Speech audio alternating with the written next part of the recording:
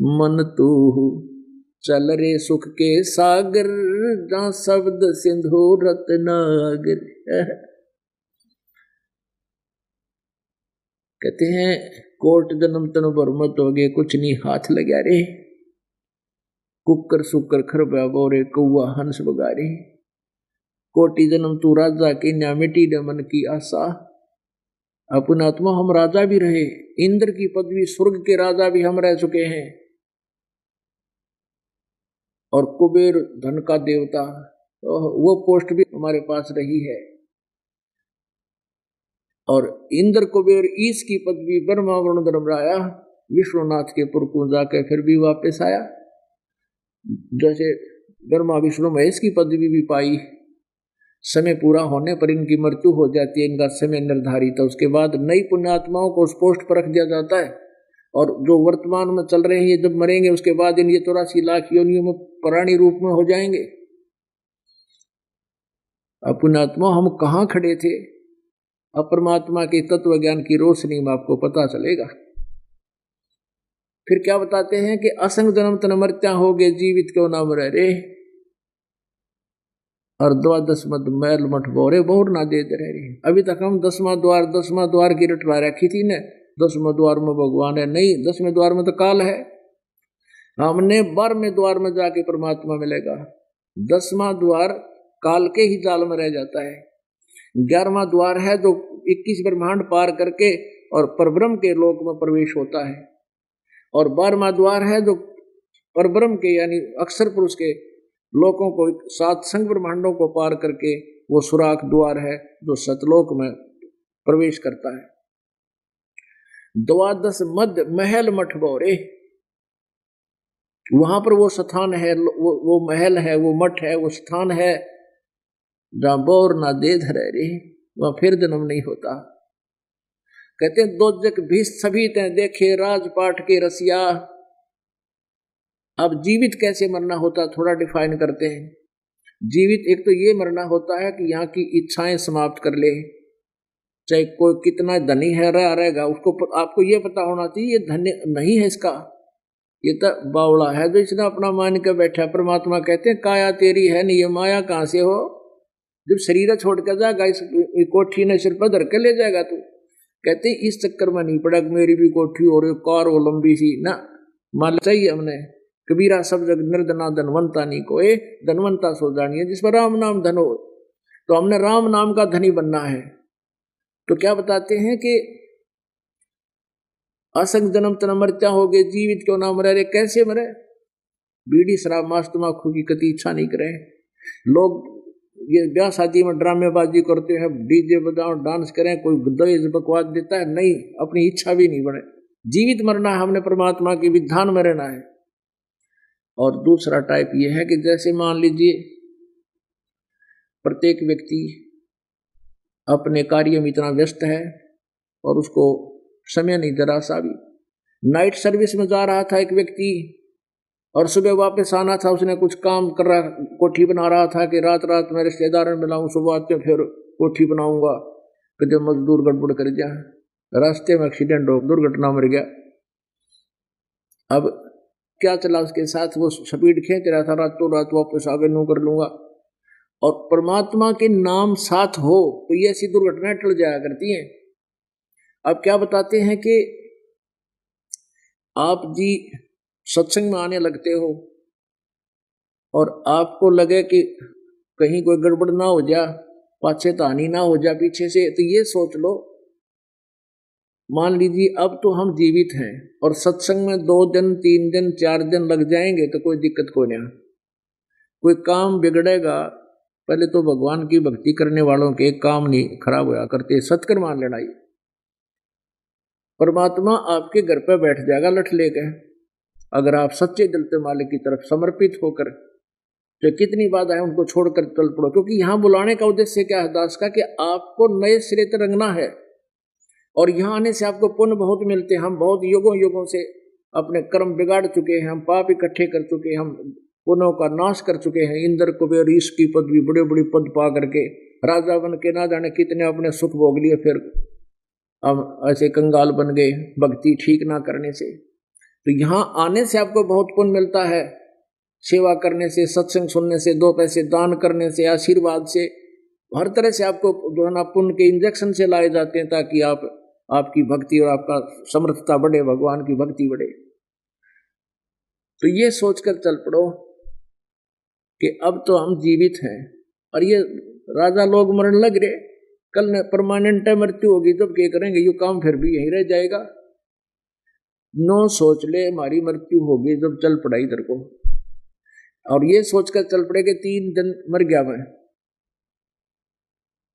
और 3 दिन ये सोचकर आप आ भी जाओगे 4 दिन, और वापस जाकर फिर संभाल तो लोगे उसने, क्योंकि आप तो जीवित हो, जीवित मरे हो, और परमानेंट टिकट कट की जब ये कर लोगे। मतलब इस प्रकार हर तरह से सेट करके परमात्मा के ज्ञान को आधार बना के तब इस काल के जाल से निकलोगे। आप यहां होगे फिर आपका नुकसान हो जाए, फिर जरूरत नहीं भगवान की, ये नहीं हो सकता।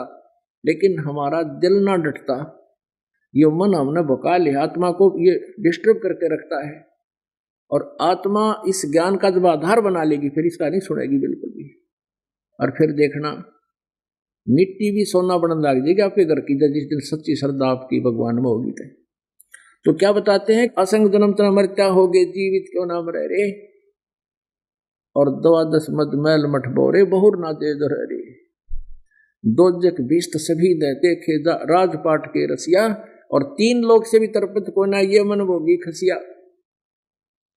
ये मन की इतनी गंदी आदत है, इसने एक प्लाट मिल जाना मुश्किल से, वो भी 100 शुक्र मनाओ प्लाट मिल गया, फिर प्रार्थना करेगा ही भगवान इसमें कि मैं एक कमरा, एक बाथरूम, एक रसोई हो जा, बस घना नहीं, एक बरंडा हो जा, वो भी बन गया। थोड़ा सा भी तो होते नहीं होगा, एक प्लाट और हो जा, 2 लड़के हैं, न्यारा न्यारा हो जा, अब वो भी हो गया। फिर ने सोचा एक और ले लूं, कितना सेल में काम आ जाएगा, इतना मृत्यु हो जा, और फिर गधा बनकर उस मकान के पीछे खड़ा पाओ फर फर करता। अब परमात्मा याद दिलाते, जो काम तूने करना था वो कर नहीं रहा, और 3 लोग भी दे दे इस जीव को तो भी इसको संतुष्टि नहीं होती। जैसे गांव का सरपंच बनते ही नहीं सोचता चेयरमैन बनूं, चेयरमैन बन जाता है तो नहीं सोचे कि एमएलए बनूं, एमएलए का दाव लग जाता है नहीं सोचे तो मंत्री पद मिला, मंत्री बनते नहीं सोचा मुख्यमंत्री बनूं, इतने टिकट कट गया, फिर गधा मंत्री बने। फिर अब आप देख रहे हो, ये नहीं कि कोई पोस्ट बुरी है, परमात्मा कहते हैं अगर भक्ति नहीं करते तो व्यर्थ है ये सारी। परमात्मा कबीर परमेश्वर जी कहते हैं, अगम निगम को खोज ले, बुद्धि विवेक विचार, और उदय अस्त का राज मिले बिना नाम बिगाड़। अगर उदय अस्त यानी पूरी पृथ्वी का भी तुझे राज्य कोई दे दे, अगर भक्ति नहीं है तो आप बेकार कर रहे हो, व्यर्थ के जो है ना टेंशन आपके दिमाग में। तो कहने का भाव परमात्मा का है कि सतगुरु मिले तो इच्छा मेटे, पद मिल पदे समान, चल अनसा उस लोक पठाऊं, जो आदि अमर स्थान। अब कहते हैं परमेश्वर कबीर जी के ज्ञान से परिचित होकर के गरीबदास जी कह रहे हैं कि सतगुरु मिले, ये नकली गुरु हैं जो सतगुरु नाम धर रहे हैं अपने, ये सतगुरु नहीं है। और ये ब्रह्मा विष्णु महेश तक भी जगत गुरु नहीं थे। कहते गुरु बिन काहू न पाया ज्ञाना, जो थो था वो छड़े किसाना, गुरु बिन वेद पढ़े जो प्राणी, समझे ना सार रहे अज्ञानी। आपने देख लिया ब्रह्मा विष्णु महेश और दुर्गा तीन का जो है कितने विचार थे, और क्षत्रियों के ऋषि में ऋषियों के। कहते हैं गुरु बिन वेद पढ़े जो प्राणी, समझे ना सार रहे अज्ञानी। ये सारे अज्ञानी थे, अभी तक इनको वेदों का ज्ञान नहीं था। तो क्या बताते हैं कि सतगुरु मिले तो इच्छा मिटे, सतगुरु मिले तो ऐसा ज्ञान देगा कि यहां से मन हटेगा, संतुष्टि आवेगी। और पद मिल पदे समाना, पद माने वे ऑफ वर्शिप, पद्धति, जो यथार्थ शास्त्र अनुकूल साधना, सत साधना प्राप्ति होने से वो पद मिलेगा। वो पद मिलेगा जिसमें गीता जी अध्याय नंबर 15 के श्लोक नंबर 4 में कहा है कि जब तत्वदर्शी संत प्राप्त हो जा तो उस तत्व ज्ञान रूपी शस्त्र से काटकर परमेश्वर के उस परम पद की खोज करनी चाहिए, जहां जाने के बाद फिर लौटकर संसार में कभी नहीं आते। तो यहाँ कहते हैं सतगुरु मिले तो इच्छा मेटे पद मिल पदे समाना। पद माने वे ऑफ वर्शिप, वो सच्ची पद्धति प्राप्त करके फिर उस परम पद को प्राप्त होगा, जहां जाने के बाद फिर वापस नहीं आएगा। और वहां क्या सुख होगा? चार मुक्ति जहां चंपी करती माया होरी दासी। चार मुक्ति कहते तेरे चरणों में पड़ी रहेगी सदा के लिए। यहाँ तो चार मुक्ति प्राप्त भी दोबारा पुनर्जन्म आते हैं, वो भी समाप्त होता है सुख चारों मुक्तियों वाला भी, इस काल के लोक का, ब्रह्म तक की साधना का। और वहां जाने के बाद सतलोक में ये तेरे चरणों में पड़ी रहेंगी सदा के लिए। चार मुक्ति जहां चंपी करती माया होरी दासी। दास गरीब अभय पद पर से वो मिले राम अविनाशी। अपने आत्माओं लगभग 2.25 घंटे हो गए, और ये इसलिए किया जा रहा है दे परमात्मा की रजा अपने प्यारी आत्माओं पर, आपके ऊपर। कितना बढ़िया मौसम कर दिया है, बढ़िया। 100 कूलर ला दे, एसी ला दे तो ना हो ऐसी बढ़िया मौसम। और फिर ये ऊपर तो ज्ञान की घूटी पहन लाग रहे परमात्मा अपनी प्यारी आत्माओं को। आपकी ऐसी किस्मत है, अंदाजा नहीं लगा जा सकते। आप इतने पुरकर्मी प्राणी हो कि संसार ने तो इसका ढूंढे तो खोज नहीं मिल रही, ठोए से भी ना पा रहा ये ज्ञान, और आपके घर घर पहुंचा दिया मालिक ने इन दासों के माध्यम से संदेश। और आज बुला के अपने चरणों में और लाग रहे हैं इंजेक्शन से लाना आपके, और ऐसे ही पार हो जाएंगे, सतलोक जाएंगे। बोलो सतगुरुदेव सत साहिब। परम पिता परमात्मा पूर्ण ब्रह्म सारी सृष्टि के रचनहार कुल मालिक कबीर परमेश्वर जी की असीम कृपा से हम प्राणियों को ये तत्व ज्ञान सुनने को प्राप्त हुआ। ये सौभाग्य प्राप्त हुआ कि हम तत्व ज्ञान श्रवण कर रहे हैं।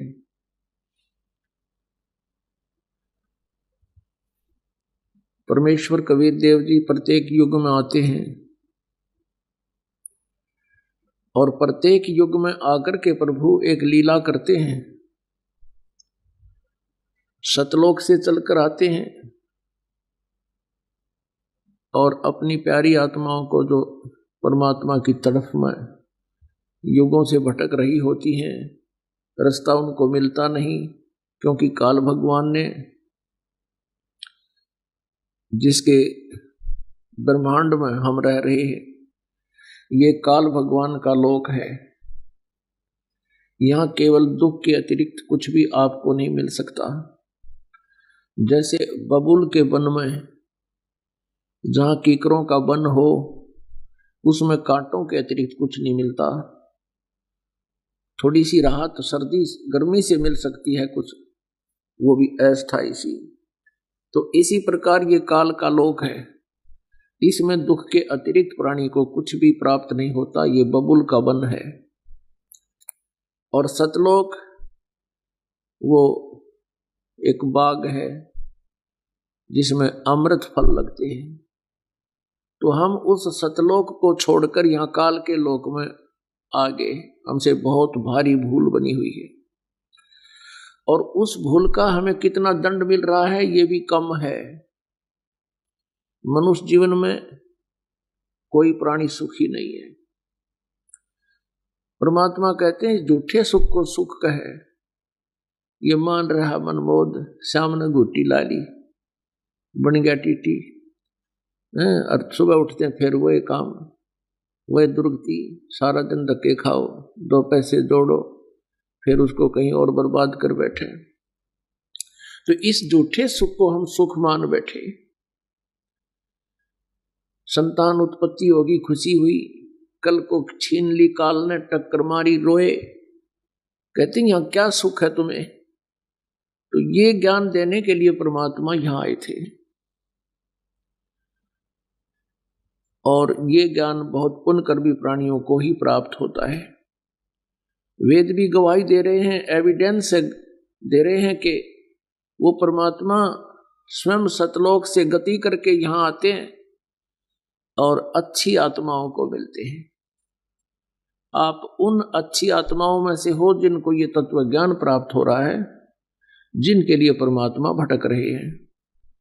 परमात्मा स्वयं कहते हैं कबीर परमेश्वर जी के गोता मारो स्वर्ग में, जा बैठूं पाताल, कह कबीर मैं ढूंढता फिरूं अपने हीरे माणिक लाल। परमात्मा कबीर परमेश्वर जी कहते हैं कि मैं रोवे तू सृष्टि को, ये सृष्टि रोवे मोहे, और कह कबीर मारे वियोग को, समझ नहीं सकता कोई। परमात्मा कबीर परमेश्वर जी यहां आते हैं और हमें समझाने की चेष्टा करते हैं कि मैं परमात्मा हूं, तुम मेरे बच्चे हो, तुम काल के जाल में फंसे हुए हो। काल के जाल में फंसने का कारण भी बताते हैं, वो सृष्टि रचना सुनाते हैं। लेकिन इन अज्ञानी अनाड़ी गुरुओं ने काल प्रेरणा से परमात्मा की परिभाषा बदल रखी है और परमात्मा को निराकार बता रखे हैं। जब परमात्मा परमेश्वर स्वयं आते हैं, वो कहते हैं कि हम ही अलख अला है, कुतुब गोस और पीर, गरीब दास खालिक धनी, हमरा नाम कबीर।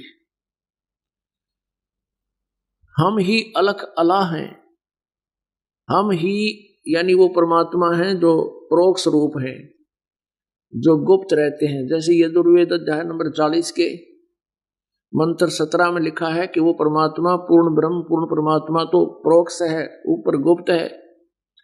और ये वेद ज्ञान दाता ब्रह्म कह रहा है कि मैं ब्रह्म हूं और ब्रह्म लोक में रहता हूं, मेरा ओम नाम है। तो वो परमात्मा स्वयं आकर बताते हैं हम ही अलख अला हैं, हम ही वो अलख अला, वो परोक्ष परमात्मा जिसको कोई देख नहीं पा रहा। उस परमात्मा की कृपा से ही कुछ पुण्यात्माओं ने परमात्मा का साक्षात्कार हुआ, यानी सतलोक देखा। उसके बाद उन्होंने परमात्मा की महिमा को बहुत ही अच्छे तरीके से हमें समझाया। रामानंद जी एक महापुरुष गुरु बने हुए थे, 1400 शिष्य कर रखे थे, ऋषि बना रखे थे जो प्रचार किया करते थे। उस 104 वर्ष के बुजुर्ग को परमेश्वर कबीर देव जी ने आकर 5 वर्ष की आयु की लीला करते हुए परमात्मा ने उनको बताया था कि ए स्वामी सृष्टा में और सृष्टि हमरे तीर, दास गरीब अधर बसूं, मेरा नाम कबीर। अधर माने ऊपर, जैसे ऋग्वेद मंडल नंबर 9 सूक्त नंबर 86 के मंत्र 26 और 27 में स्पष्ट किया हुआ है कि वो पूर्ण परमात्मा सतलोक से ऊपर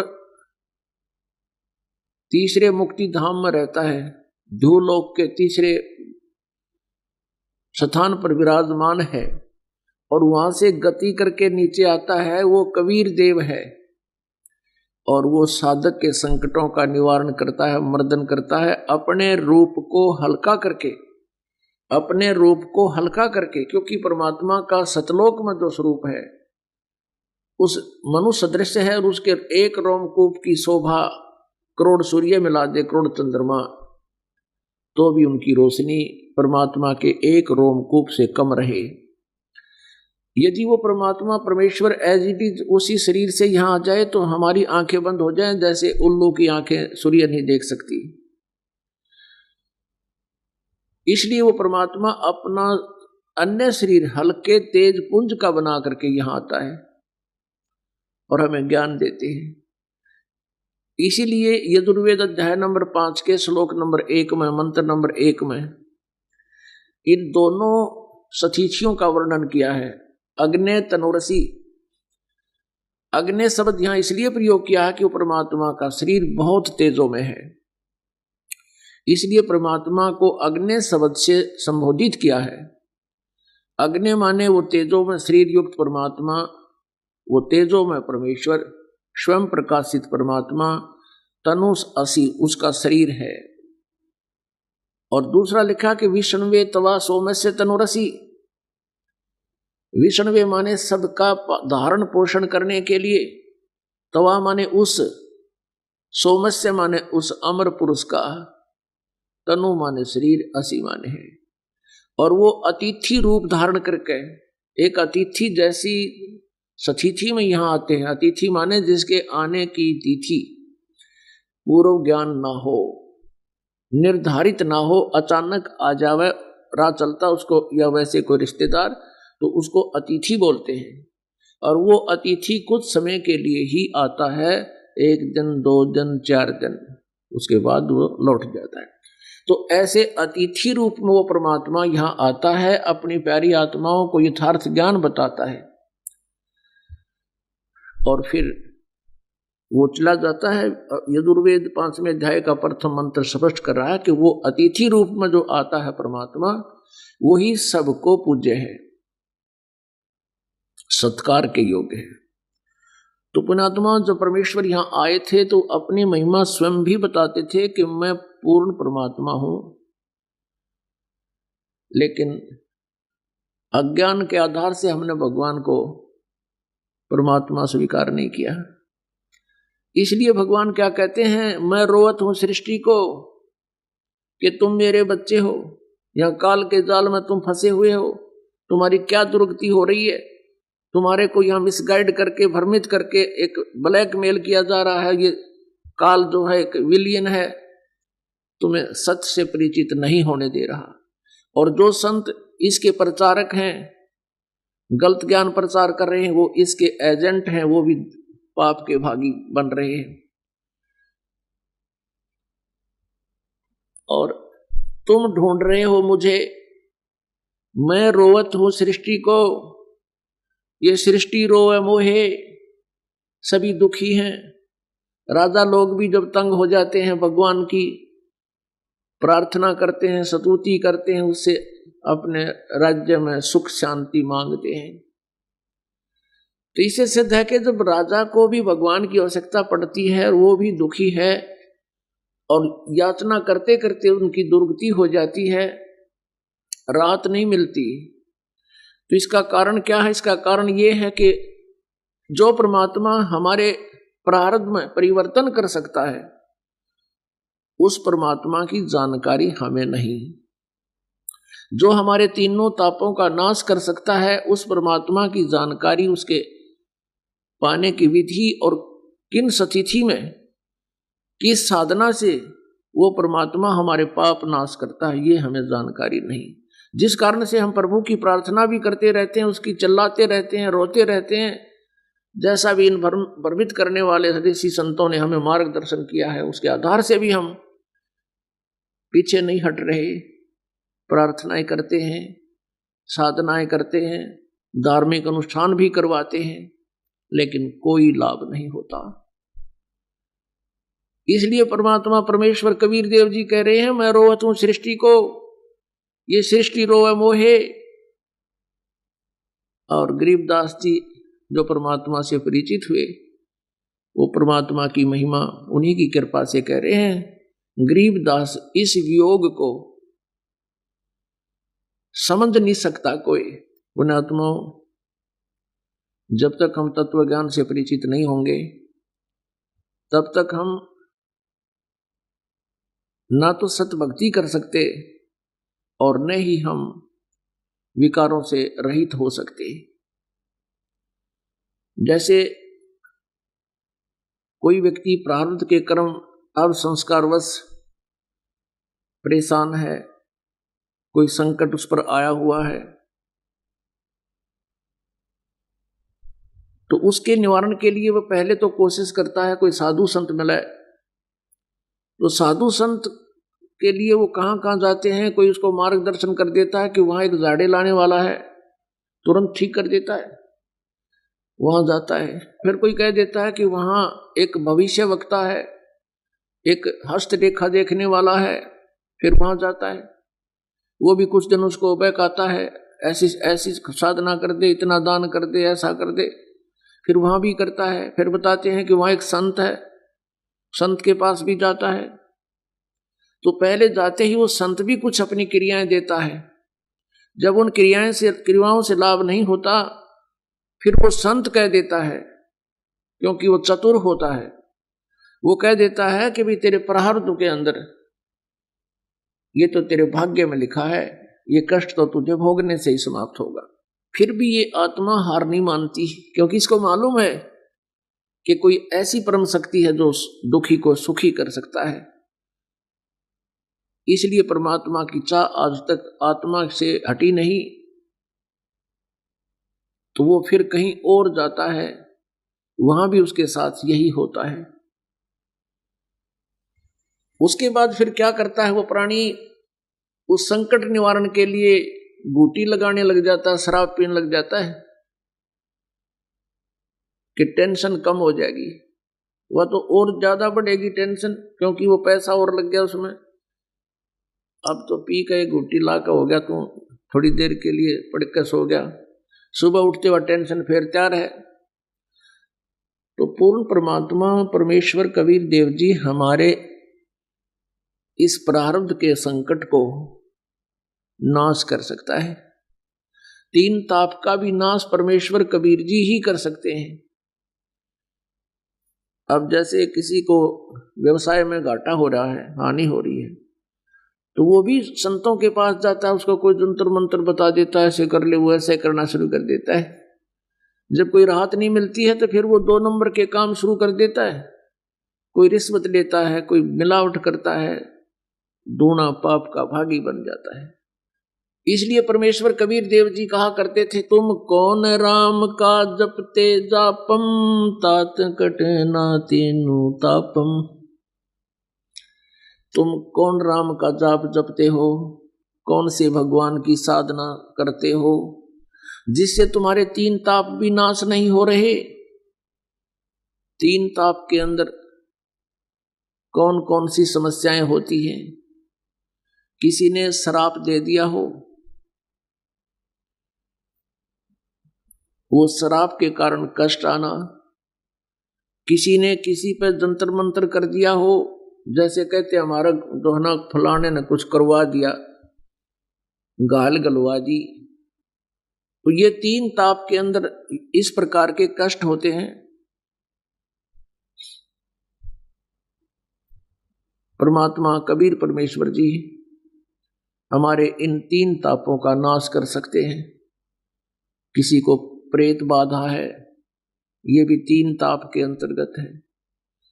और प्रारब्ध कर्म के कारण भी जो कष्ट होते हैं वो अलग से कष्ट होते हैं। 3 ताप के अलग होते हैं, प्रारब्ध के अलग होते हैं।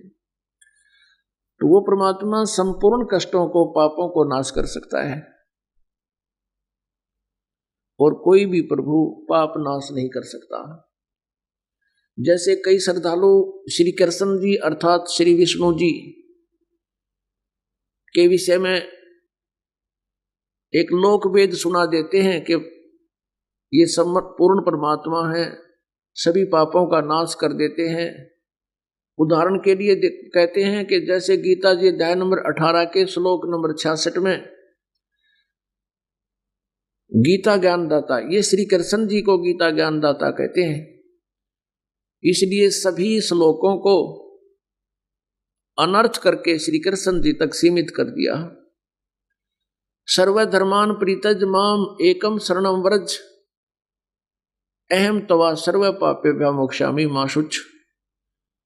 फिर ये उदाहरण भी देते हैं श्री कृष्ण भगत कि श्री कृष्ण सब पापों का नाश कर देते हैं। देख लो 18वें अध्याय के 66वें श्लोक में स्पष्ट कर रखा है। अब उन 18वें अध्याय के 66 के बारे में क्या भी नहीं पता, इसका अनुवाद गलत कर रखा है। सर्वधर्मान परित्यज माम, गीता ज्ञानदाता, ये ब्रह्म है, श्री कृष्ण नहीं है। श्री कृष्ण में प्रवेश करके वो ब्रह्म बोल रहा है, काल बोल रहा है कि मेरे सतर की जितनी भी तने धार्मिक अनुष्ठान किए हैं, ओम नाम का जाप, 500 यज्ञ, कहते ये सभी पूजा मुझ में छोड़ दे। ये सारा जो कमाई है, धन है, ये मेरे में छोड़ दे। ये आध्यात्मिक जो धन है ये बहुत ही शक्तिशाली होता है, बहुमूल्य होता है। इसकी वैल्यू की महत्ता को जानकार व्यक्ति ही समझता है। तो ये काल जो है ये स्वयं भी भिखारी है उस परम पिता के सामने। ये ज्योति निरंजन, ये ब्रह्म, ये भी वहां ऊपर बैठ करके अपने ब्रह्मांड के अंतिम छोर पे, टॉप मोस्ट प्लेस पे, वहां बैठ के ये स्वयं भी उस परमात्मा की साधना यानी तप करता है और तप से राज्य प्राप्त होता है। तो उस परमात्मा से तप करके उस परमात्मा से लेता है ये, और इस 21 ब्रह्मांड को चला रहा है, तप से राज्य प्राप्त होता है। तो और उस अपनी पूरी कमाई जो परमात्मा परमेश्वर कबीर जी के द्वारा प्राप्त मंत्र का जो विधिवत साधना करता है उसकी बहुत ज्यादा कमाई है, और इसको छोड़ दें तो ये तो गदगद हो जाता है।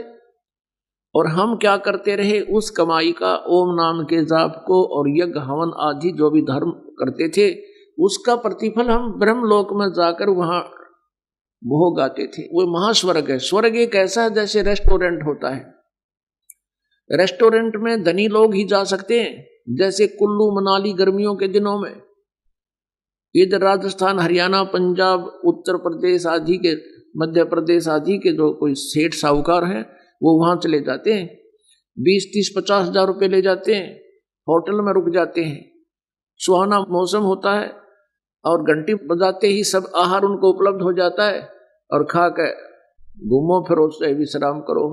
लेकिन उनकी जेब कट रही है, उनके वो पैसे समाप्त हो रहे हैं। जब वो पैसे समाप्त हो जाते हैं, धन समाप्त हो जाता है, वो तुरंत अपने कर्म क्षेत्र में आ जाते हैं और फिर नए सिरे से मजदूरी करते हैं, बिजनेस करते हैं। फिर कभी अगले वर्ष में दाव लगे ना लगे 50 हजार रुपये खर्च करने का, तो फिर वहीं गर्मी में मरते हैं। तो ऐसे जो पुण्य यहाँ हमने किए, ओम नाम का जाप किया, पहले वेदों अनुसार साधना करते थे, तो ब्रह्मलोक में चले गए। ब्रह्मलोक एक बहुत बड़ा रेस्टोरेंट है जहां पर अन्य रेस्टोरेंटों से सुविधा अत्यधिक है। जैसे ब्रह्मा जी का उपासक ब्रह्मा लोक में जाता है, विष्णु जी का उपासक विष्णु जी के लोक में जाता है, शिव जी का उपासक शिव जी के लोक में जाता है। लेकिन वहां के भी वो भी रेस्टोरेंट है, वहां भी एक अलग स्वर्ग है, और वहां भी वो प्राणी अपने ही पुण्यों को अक्षीण करके फिर ही पृथ्वी लोक पर आता है। लेकिन ब्रह्मलोक में बना जो स्वर्ग है, होटल है, उसमें सबसे ज्यादा सुविधाएं हैं और उसका चार्ज भी सबसे ज्यादा है। तो हम अपने पुण्यों को वहां बर्बाद कराते थे और फिर वापस आकर के गधे कुत्ते सुअर के रूप में अपना कर्म दंड भोगा करते थे। तो यहाँ 18वें अध्याय के 62वें श्लोक में गीता ज्ञानदाता कहता है कि तू सर्वभाव से उस परमेश्वर की शरण में जा जिसकी कृपा से तू परम शांति और सनातन परम धाम को प्राप्त होगा। फिर 18वें अध्याय के 63वें श्लोक में गीता ज्ञानदाता कहता है कि मैंने यो गीता जी का ज्ञान तुझे सुना दिया, क्योंकि 8वें अध्याय से शुरू किया इसने कि मेरी शरण में रहना है, तो ये जाप कर 8वें अध्याय के 5 और 7 मंत्र में, और 8वें अध्याय के 13वें श्लोक में कहा कि मेरा ओम इति एक अक्षरम ब्रह्म व्यवहारण माम अनुसमरण यह परियाति तदम देहम सयाति परमाम गति। मेरा एक ओम नाम है मुझ ब्रह्म का, और ओम अक्षर है, इसका अंतिम श्वास तक स्मरण करता हुआ जो शरीर छोड़कर जाता है तो मेरे वाली ओम से मिलने वाले लाभ को, उस परम गति को प्राप्त होता है। ओम के जाप से ब्रह्म साधना है, ब्रह्म साधना से ब्रह्मलोक प्राप्त होता है। 8वें अध्याय के 16वें श्लोक में कहा है कि ब्रह्मलोक पर्यंत भी ये सभी पुनर्वर्ती में है, वह अपने पुण्यों को समाप्त करके फिर दोबारा जन्म मृत्यु में आते हैं। इसलिए 8वें अध्याय के प्रथम श्लोक में अर्जुन ने पूछा, प्रभु जो आपने 7वें अध्याय के 29वें श्लोक में जिस तत्परम के बारे में कहा है वो किम तत्परम, 8वें अध्याय के 3रे श्लोक में गीता ज्ञानदाता कहता है परम अक्षर ब्रह्म है। अब 8वें अध्याय के 5 और 7 में तू अपने विषय में कह रहा है कि तू मेरी भक्ति करनी है तो मेरी कर, ओम नाम का जाप है, और युद्ध भी करना पड़ेगा, युद्ध भी कर और मेरी भक्ति भी कर। यहां शांति नाम की चीज नहीं है। और उस परमात्मा परम अक्षर ब्रह्म की पूजा करनी है। चौथे अध्याय के 34वें श्लोक में भी उसी के लिए समर्थन दिया है कि उस परमेश्वर के बारे में, उस परमात्म तत्व के बारे में तत्वदर्शी संतों को पूछ ले, मैं नहीं जानता। तो 8वें अध्याय के 8, 9, 10 श्लोक में कहा कि उस परम अक्षर ब्रह्म की पूजा करेगा उसके पास चला जाएगा। अब 18वें अध्याय के 62वें श्लोक में कहा है कि ये तू सर्वभाव से उसकी शरण में जा, यानी और किसी में आस्था मत रखना, किसी भी अन्य देव की पूजा नहीं करना, उसी की शरण में जा, उससे तू परम शांति और सनातन परम धाम को प्राप्त होगा। फिर 18वें अध्याय के 63वें श्लोक में कहा गीता ज्ञानदाता ने कि तू सोच ले, मैंने जो कहना था कह दिया तेरे थे, मेरी शरण में रहना है या उसकी शरण में जाना है, अब तू फैसला कर ले। और ये गुप्त से गुप्त गीता ज्ञान तुझे मैंने बता दिया है, अब तेरा मन माने, तेरी इच्छा हो वो कर ले। मेरी शरण में रहना है तो ठा हथियार लड़, या शांति नाम की चीज ली। उसकी शरण में जाना है तो वहां परम शांति है भाई, वहां जाने के बाद फिर जन्म मृत्यु नहीं होता, वहां सदा सुखी रहता है प्राणी। अब 18वें अध्याय के 64वें श्लोक में कहता है, एक और गुप्त बात बता दूं, क्योंकि तो मेरा बहुत ही प्रिय है, मेरा पूज्य देव भी वही है जिसके बारे में 18वें अध्याय के 62वें श्लोक में मैं कह रहा हूं, मैं भी उसी की साधना करता हूं। अपनात्मा 18वें अध्याय के 63वें श्लोक में उसने कहा कि गीता जी का ज्ञान गुप्त से गुप्त ज्ञान तेरे को बता दिया, ये रहस्य में। और 18वें अध्याय के 64वें श्लोक में फिर कहता कि एक और गुप्त बात बताता हूं कि मेरा पूज्य देव भी वही है। अब 18वें अध्याय के 65वें श्लोक में कहता कि मेरी शरण में आ, अगर तूने मेरी भक्ति करनी है तो मेरी शरण में रहना है तो मेरी भक्ति कर, और निश्चय ही तू मुझे प्राप्त होगा, ब्रह्मलोक में चला जाएगा। अब 18वें अध्याय के 66वें श्लोक में फिर निर्णय दिया, निर्णायक ज्ञान है, क्योंकि गीता जी का अंतिम अध्याय और लास्ट के श्लोक चल रहे हैं अब ये। 18वें अध्याय के 66वें श्लोक में वो गीता ज्ञानदाता कहता है कि फिर सुन ले, यदि तूने उसकी शरण में जाना है तो सर्व धर्मान परित्यज्यमाम। अब कहता मेरी सतर की जो तूने साधना की सारी यहां धर दे, यहां रख दे। दुखी होकर भी कह रहा है, और सच्चाई परमात्मा कबीर परमेश्वर इस काल से बुलवा रहा है। सर्व धर्मान परित्यज्यमाम एकम शरणम व्रज, एकम अद्वितीय, जिसके बराबर दूसरा ना हो, उस समर्थ परमात्मा की शरण में जा। फिर कहता कि अहम तवा सर्व पापे भ्या मोक्षामि, फिर मैं तुझे सब पापों से मुक्त कर दूंगा। क्योंकि गधे कुत्ते बना करता हमने, क्योंकि हम अपनी मलाई तब खा लेते इसके होटल में, और पाप हमारे सिर पर रह जाते नू के नू, गधे कुत्ते बनाता, ये कर्मदंड हमें भुगवाता था। फिर कहता है कि मैं तुझे सब पापों से फिर मुक्त कर दूंगा।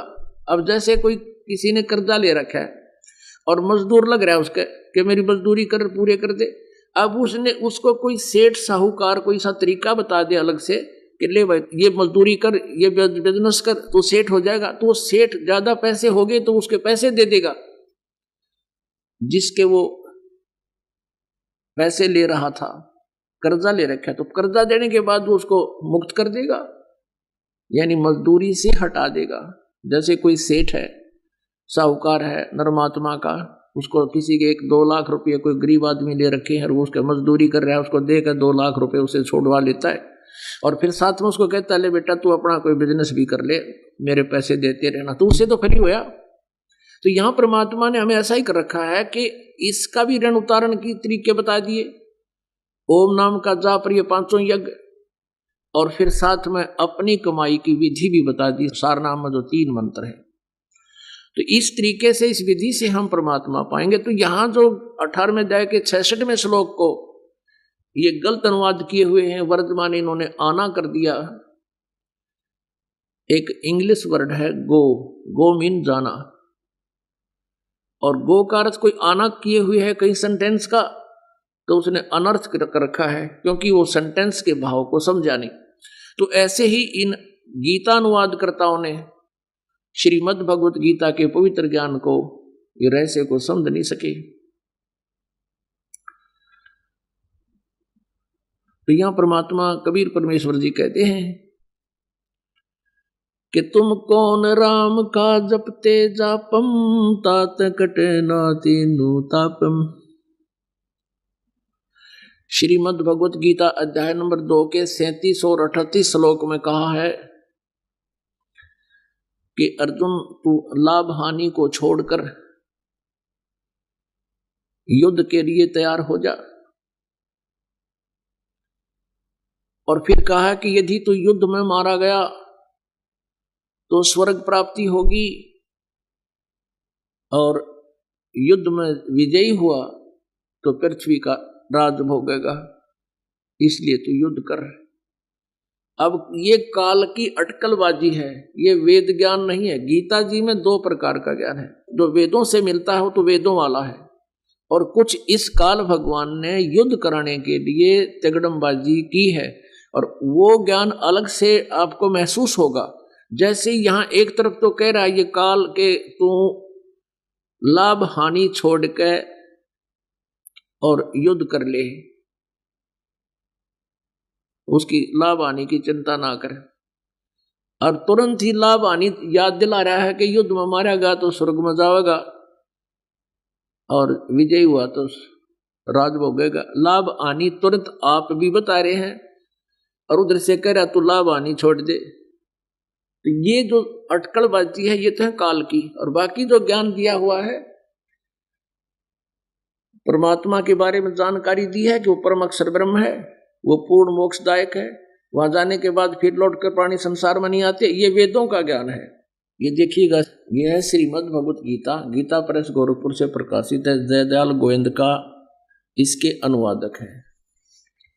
अध्याय नंबर 2 और श्लोक नंबर ये नीचे 37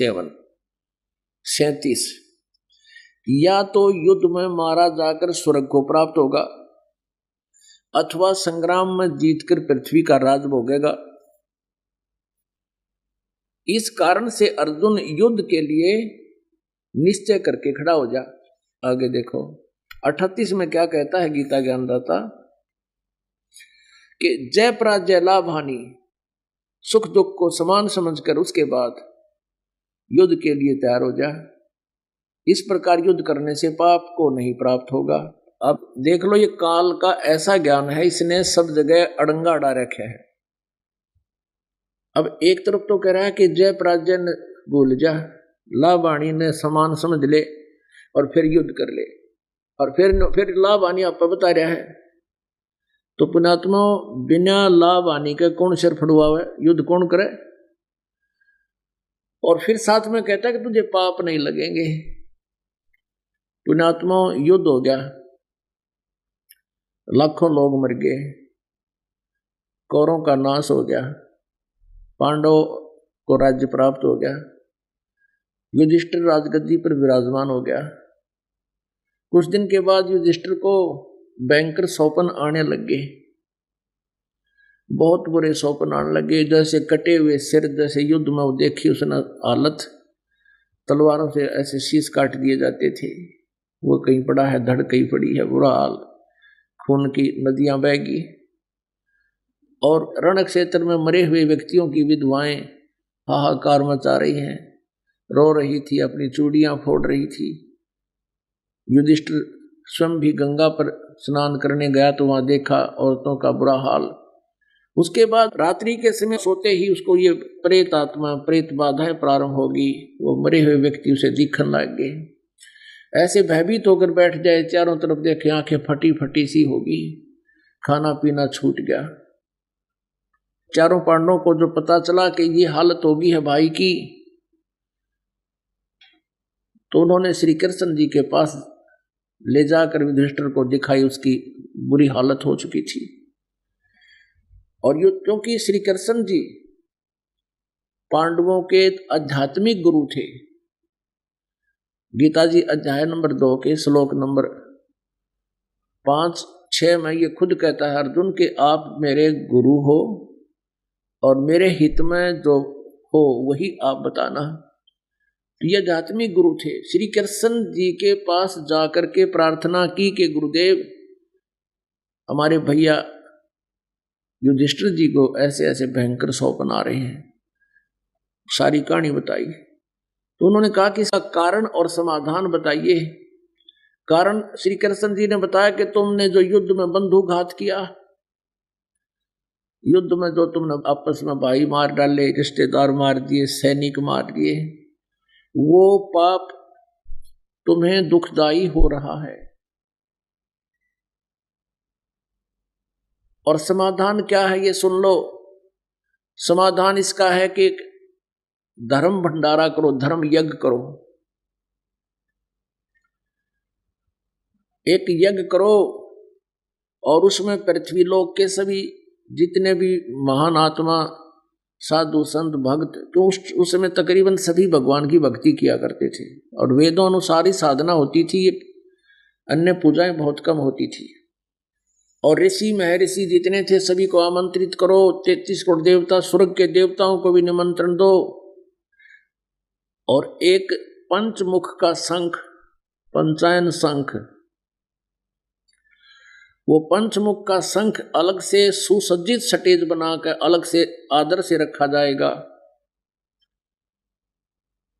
और जिस समय वो धर्म यज्ञ में सभी महापुरुष खाना खा लेंगे, आमंत्रित अतिथि, उनके भोजन खाने के बाद वो शंख अपने आप आवाज करेगा और शंख बजेगा। यदि शंख बज गया तो तुम्हारी यज्ञ संपूर्ण होगी, और यज्ञ संपूर्ण होगी तो आपके ये 3 ताप का नाश हो जाएगा।